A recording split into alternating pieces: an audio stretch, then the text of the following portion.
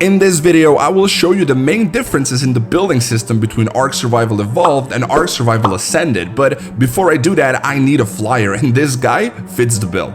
Let's begin. The foundation part is more or less the same. You select the type of foundation, you can rotate it, and then just place it. Now, I will use the foundation to show one of the new features that we cannot do in ARK Survival Evolved, which is to pick up placed objects such as this foundation. Now, I know that in ARK Survival Evolved we can do this, but only within 20 seconds of placing it. In ARK Survival Ascended, there is no time limit. If at any point you want to redesign your entire base, you won't really lose any of your hard-earned resources by destroying your whole base, because you can just pick the objects up. The next new thing is something I like to call the variety objects. For example, the wall. Instead of having to craft separately a solid wall, a door frame, a window frame, and all of that like we did in ARK Survival Evolved, you can just craft one wall, and while you're placing it, you have the option to select which variety of a wall you want just by pressing R. A solid wall, a short doorway, a tall doorway, maybe a double doorway, or perhaps a window wall. Point is, with only one quick slot occupied, you can now build all of this. Additionally, by simply pressing E, the wall is now facing the opposite way, and not just the walls, but you can flip any object. This opens the possibilities for so many different base designs in ARK Survival Ascended. And just like the walls, if you craft the door variety object, you're able to place a single short door, a long door, a double door, and a window with just using one quick slot. And of course, you are able to flip them as well.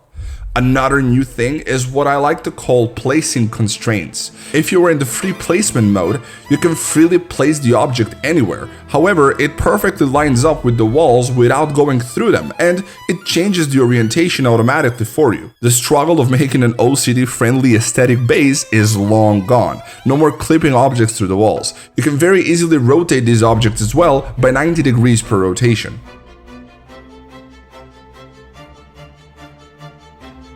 On a table, when you're putting a mortar and pestle, you can also fully control how they are placed. I will put 1, 2, 3, and 4 of them right here.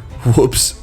Someone called the Dino Cops, because I will be the biggest narco dealer on the island. Now also, by pressing Q, you can enable snapping, but I would not recommend this, as it snaps one object in the center of a foundation, which decreases the efficiency with which you can utilize the space in your base.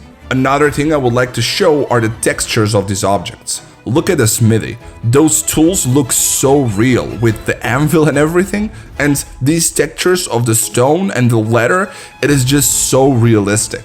And of course, the forge with the lighting is insane, and the smoke is such a nice addition to it. The smoke even goes outside of the base through the roof, so you can make a nice chimney design. Overall, the graphics are just unreal. Another thing that I'm really happy about is the height difference between the buildings in ARK Survival Evolved versus ARK Survival Ascended. In ARK Survival Evolved, I usually did have to put 2 walls on top of each other so that the height of my base is enough to feel comfortable. However, since in ARK Survival Ascended the structures are taller, 1 wall height base is just enough for my base to feel comfortable and spacious at the same time.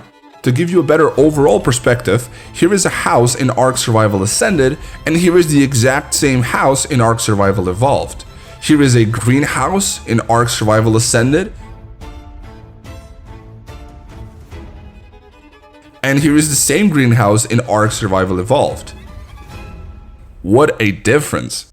Now, before you close this video, the last thing I want to show you is the vertical building system. After placing pillars on top of each other, I was able to make this entire large foundation and build an entire base up here. Now, this obviously is not the safest, since if you are playing on a PvP server and someone destroys the bottom pillar, your entire base will be destroyed.